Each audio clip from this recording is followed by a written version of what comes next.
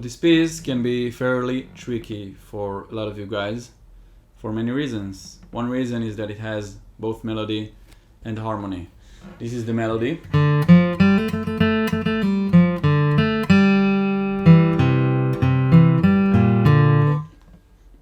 Etc. And this is the harmony.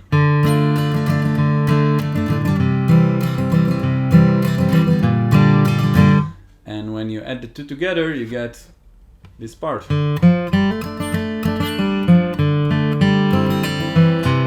This is what is so magical about this part, because it has both melody and harmony.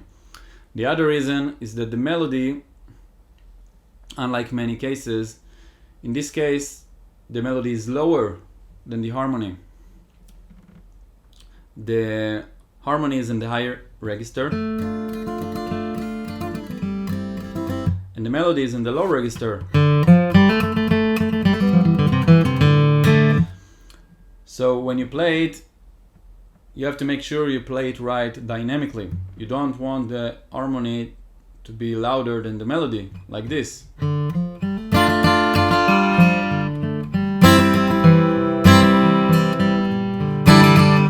Of course, I exaggerated just to get the point across.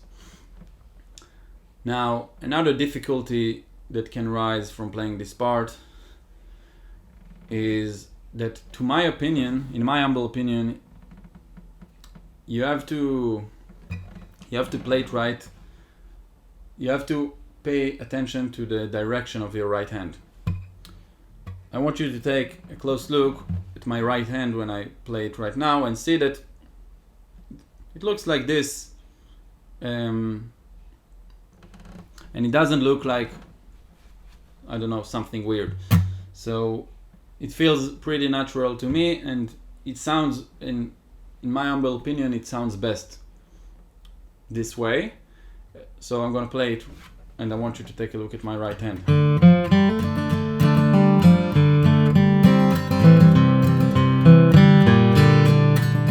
It always goes like this. And now I'm gonna try to play it another way, and you'll see that it sounds worse, it looks weird, and it feels weird.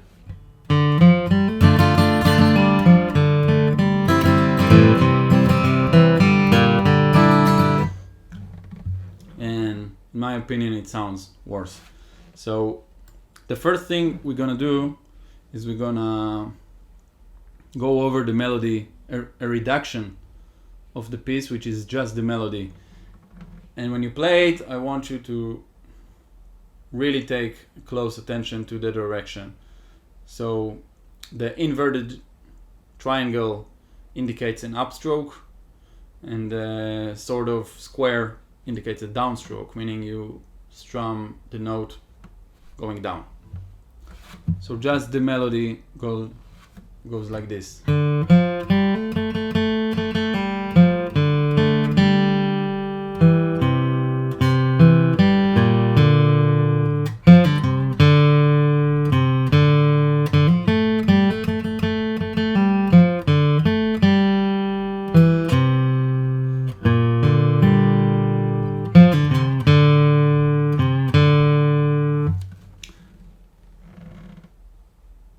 After you completed just the melody, we can add the harmony. And the harmony is written in parentheses. The notes that are written in parentheses, I want you to really make sure you play them soft. They are just there to fill the void. They're not that important. They just, imagine that you are in an elevator with another person.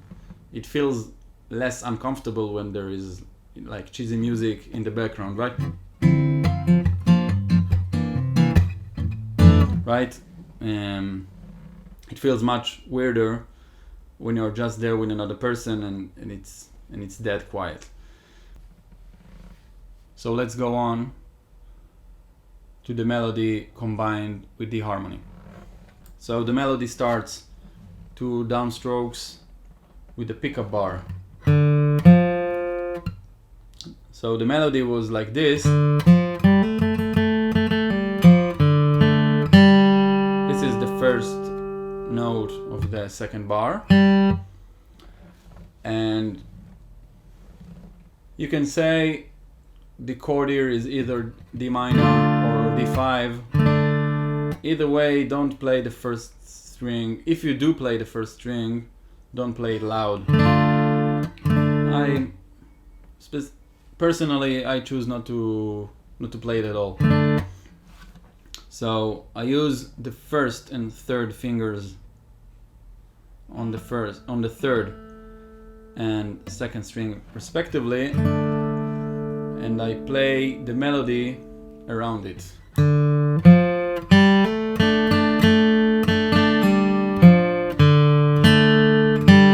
This is the first note of the second beat, of the second bar, sorry. Again. Down, down.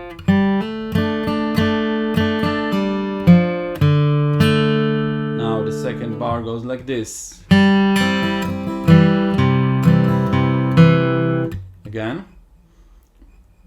So the chord here is a C major, and you don't have to start with a C major. You can just start with this note and complete the chord as you go on. Again. Now, connecting the second and third bar can be a bit tricky because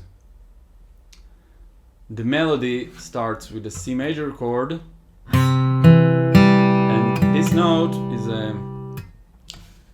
is included in both this chord and the next chord. So it goes like this.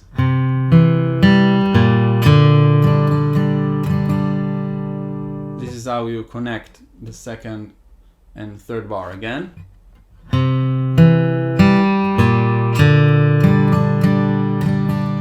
Then you can leave the chord because you have this phrase. So you don't have to fret the chord all the way to the end of the bar. So I'll play the first 3 bars, including the pickup bar. Sorry, I'm gonna use this fingering. You can use many fingerings in the first bar.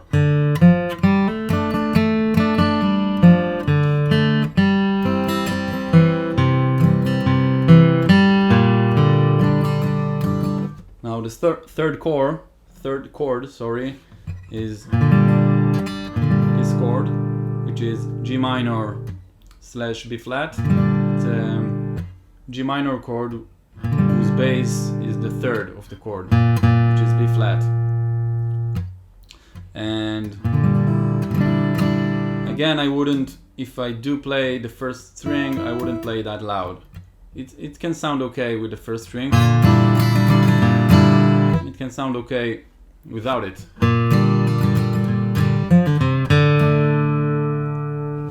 Now here you can play a D major chord and not a D minor chord. Whenever it says either D or D minor or D5, I just play D5, meaning I don't play the first string at all. So this is the third and fourth bars.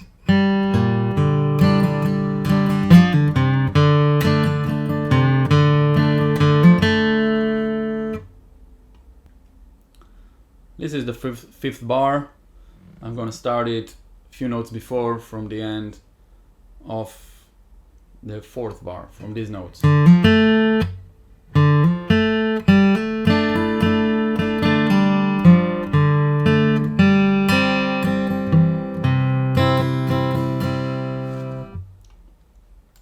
Now this is the seventh bar.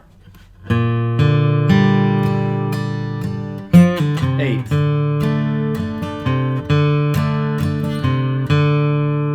This is where the verse starts.